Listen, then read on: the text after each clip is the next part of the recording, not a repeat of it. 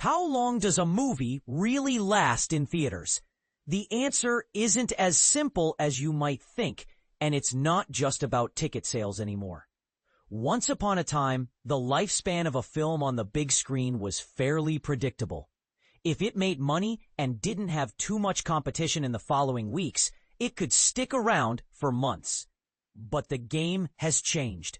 Streaming platforms, on-demand rentals, the collapse of physical media sales, and the skyrocketing budgets of modern blockbusters have completely reshaped how studios and theaters decide when to pull a movie from circulation.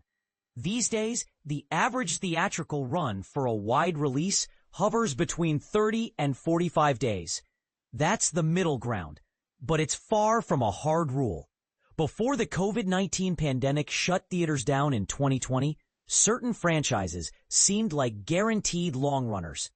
Now, even Marvel movies are struggling to hold their ground, while unexpected cultural moments like the Oppenheimer double feature can dominate far longer than anyone predicted. So, what actually determines how long a movie stays in theaters? A few key factors still matter, and some might surprise you. Box office performance is still king. If a film is raking in cash, theaters will keep it on screens. If it's tanking, it'll be swapped out for something with better odds. Take 2023's Oppenheimer, an R-rated, non-franchise drama that somehow became the longest-running theatrical release of the year, lasting 122 days. Why? It made nearly $1 billion worldwide, becoming one of the highest-grossing R-rated films ever.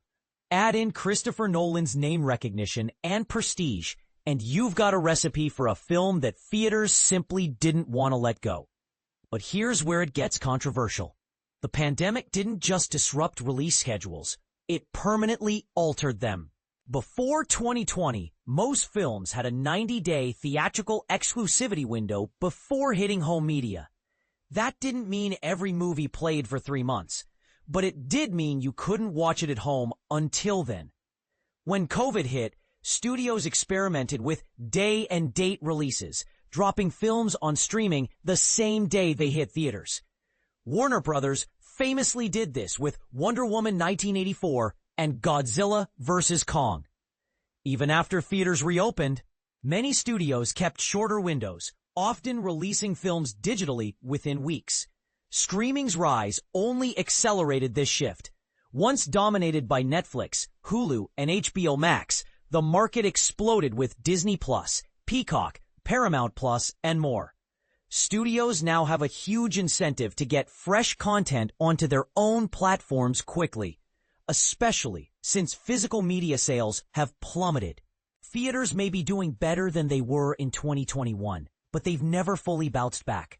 And with more people preferring to watch at home, studios are chasing that audience while the buzz is still hot. The type of theater also matters. Big chains like AMC and Regal can keep a hit film running longer, while smaller independent cinemas with fewer screens have to rotate titles more often. Indie films face an even steeper challenge. Without big marketing budgets or star power, they rarely get the chance to build word-of-mouth momentum, even if they're great. All of this has led to a new normal. Most movies now run in theaters for about 40 days, give or take. That's just enough time to make an impact, but not enough for slow burn hits to find their audience. The industry's reliance on massive event films has also squeezed out the mid-budget releases that used to fill the calendar. Still, the theatrical experience isn't dead. Far from it. Cultural juggernauts like Avatar: The Way of Water and surprise phenomena like Barbenheimer prove that people will still show up in droves if the movie feels like an event worth leaving the house for.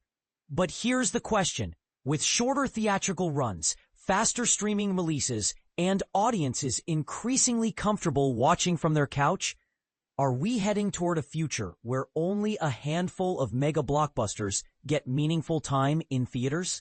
Or will the pendulum swing back toward longer runs as audiences crave the big screen magic again? What do you think? Is the short theatrical window killing the movie-going experience? or just adapting to the times?